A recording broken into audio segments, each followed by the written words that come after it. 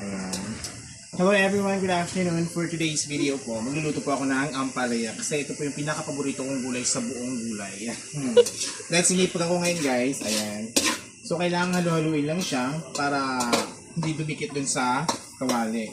So yung mga ingredients nito guys, hindi ko na ilalahad kasi sekreto ko yun eh. Basta magluto na lang kayo ng ampalaya, okay? So I think okay na siya.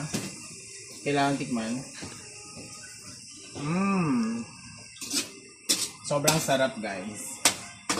Siyempre ako nagluto, di ba? Talagang mahilig ako sa pagluluto guys. Adobo, kari-kari, lahat po kaya kong lutuin. Okay na yun. Okay na to. Kailangan na.